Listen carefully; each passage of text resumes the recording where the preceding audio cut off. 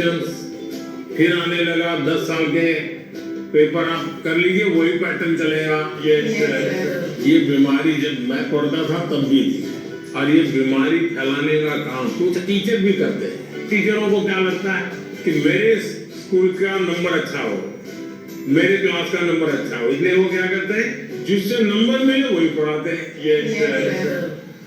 अच्छे टीचर आपने देखा होगा सर्वांगीण विकास के लिए पूरा सिलेबस पढ़वाते हैं, पूरे सिलेबस पर मेहनत करवाते हैं, उस सिलेबस का आपकी जिंदगी में क्या उपयोग है वो समझाते हैं।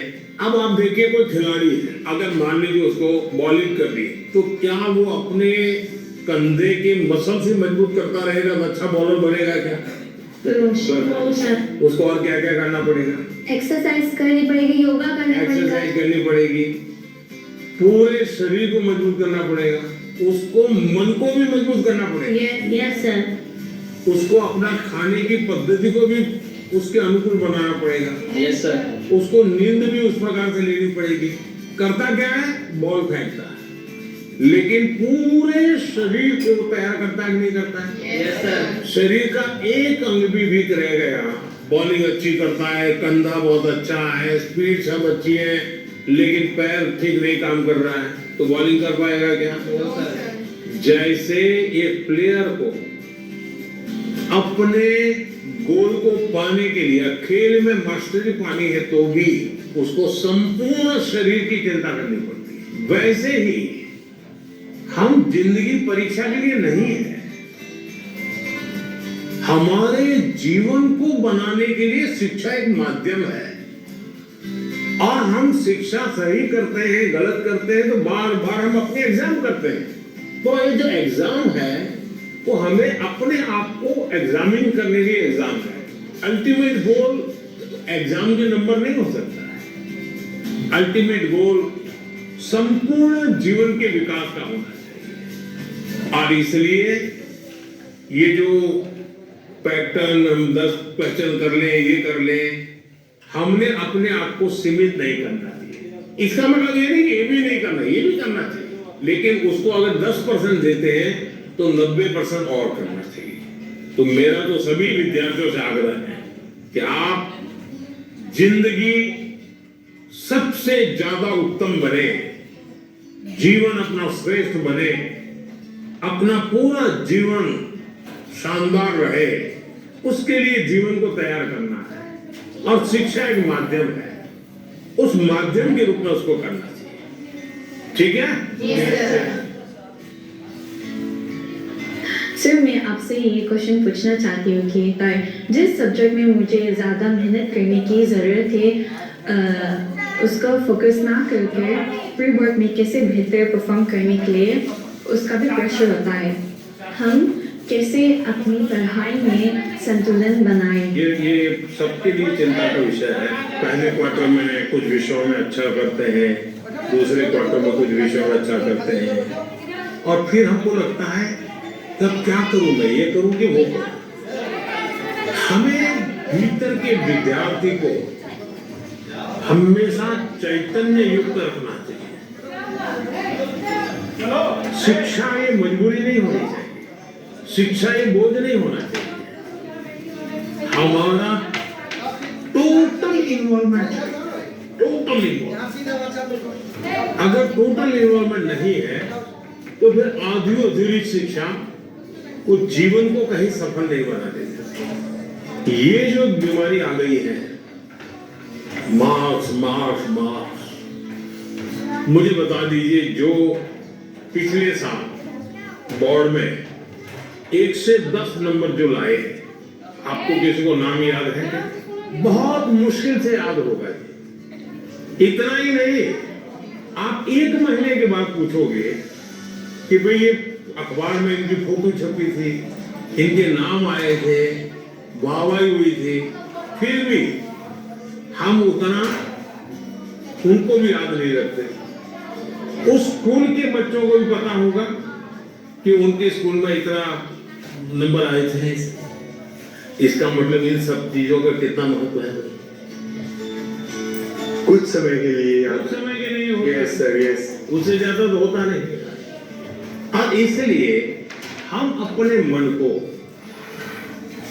नंबर, मार्क्स उससे जोड़ने के बजाय मेरे जीवन कहां पहुंचा और उसके लिए लगातार अपने आप को कसते रहना चाहिए, कसौटी करते रहना, खुद की, क्लासरूम में नहीं, एग्जामिनेशन रूम में नहीं, खुद को कसते रहना चाहिए।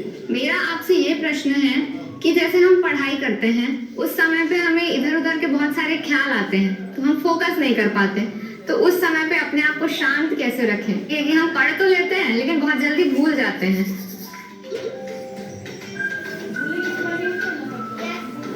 अब जैसे आज यहाँ आप आए हैं, आज से 25 साल के बाद कोई आपको आज के इस कार्यक्रम के विषय में पूछेगा तो क्या होगा? भूल जाएंगे, याद रहेगा? याद रहेगा सर, ये बहुत यादगार रहेगा सर, ये बहुत स्पेशल मोमेंट है जो हम आपसे मिल रहे हैं। नहीं, स्पेशल ऐसा नहीं है, आप स्वयं इन्वॉल्व है, क्योंकि हम घर से जब निकले होंगे ना तब दिमाग में दिल्ली, पीएम के घर, यानी घर में भी फोन कर भी किया होगा तो ये नहीं किया होगा ठंड कितनी है, आना कल जाना हो, सुबह जाना है। इसका मतलब आप पूरी तरह इसमें इन्वॉल्व है कि नहीं? इसी के कारण आपको 20 साल 25 साल के बाद भी यहाँ की हर चीज याद रहेगी। दूसरा, याद तब रहता है जब आप मौका देकर दोस्तों से शेयर करते हैं। आप अपने क्लास में अपने से जो कम होशियार स्टूडेंट है ऐसे एक दो दोस्त हैं और फिर उसको कहो मैं तुम्हें सिखा, अपने से ऊपर हमसे ज्यादा होशियार उसको कहो 10 मिनट मेरे साथ मुझे बताओ, मैं ये सोच रहा हूँ ठीक है क्या, तुम करेगा तो हमें डबल फायदा होगा। जब हम उनका भी ओपिनियन लेते हैं फिर हमें और थॉट्स आते हैं कि इसमें और क्या हो सकता है। इससे फायदा होता है। जी सर। नए आइडिया आते हैं। जी सर। आपको मन एकदम खुल जाता है। जब मैंने उनसे क्वेश्चन पूछा, मैंने डायरेक्ट इंटरेक्ट किया उनसे और उन्होंने मुझे सैटिस्फैक्टरी आंसर दिया, तब ऐसा लग रहा था कि we are living a dream, क्योंकि यहाँ आना सबके उसमें नहीं रहता, सबकी किस्मत में नहीं रहता। So I am feeling that I am very fortunate. सत श्री अकाल। मेरा नाम एकम कौर है, मैं पंजाब से आई हूँ। मेरा आपसे ये प्रश्न है कि जो 12वीं कक्षा के स्टूडेंट्स होते हैं वो अपने बोर्ड्स के एग्जाम के साथ जो कॉम्पिटिशन एग्जाम्स होते हैं उसकी भी तैयारी करते हैं। क्या ये सही है? क्योंकि क्या उन दोनों एग्जाम्स में जो एग्जामिनेशन पैटर्न होता है वो बहुत अलग होता है और वो एग्जाम्स आते ही सेम टाइम पे हैं। ये चिंता आपकी सही है। एक ही समय में दो मान लीजिए क्रिकेट का खेल खेल रहा है, उसी समय उसको फुटबॉल का भी मैच में जाना है तो उसको लगता है मैं क्रिकेट के लिए मेहनत करूँ तो फुटबॉल के लिए। मेरा आग्रह रहेगा तो आपको पहली प्रायोरिटी मैथ को देनी। लेकिन अगर हमने एक विद्यार्थी के रूप में जो मेरे उम्र से मेरे क्लास से जुड़े हुए सिलेबस को आपको साथ किया है तो कॉम्पिटिटिव एग्जाम उसके लिए अलग मेहनत नहीं करनी पड़ेगी। एक बाय प्रोडक्ट होगा। कुछ माँ बाप को क्या रहता है इस उम्र से पहले ये हो जाना चाहिए, तो मैं माँ बाप से कहूंगा उनकी क्षमता, योग्यता, रुचि के अनुसार कि बच्चों को खेलने दो।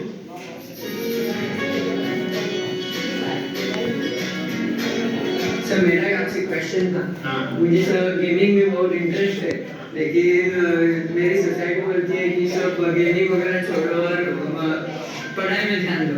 लेकिन मुझे ऐसा लगता है कि मेरा फ्यूचर गेमिंग में करो, जो मुझे कैसे पता चलेगा सर कि मैं सही रास्ते से जा रहा हूँ? माँ बाप का नेचर कैसा होता है, पहले जानते रहते मत करो ऐसा, लेकिन फिर भी आप चुपचाप करते रहते और मान लीजिए आपने मेडल ले लिया तो क्या करेंगी? वो पूरे मोहल्ले में जाएंगे, देखिए मेरे बेटे ने किए, मेरे बेटे ने किया, मेरे बेटे ने किया, तो आपका सक्सेस उनका सम्मान बन जाता है, फिर वो आपके साथ जुड़ जाते हैं। भारत के अंदर इतनी कथा कहानियां आप कभी सोचे हैं कि पंचतंत्र पर मैं गेम बनाऊं, मैं गेम क्रिएटर बनूं? और जैसा मानसी का अपना एक पेज है, आप भी अपना एक सोशल मीडिया प्रोफाइल बनाइए और आप 1 या 2 गेम खुद तैयार कीजिए और इन गेम को आप में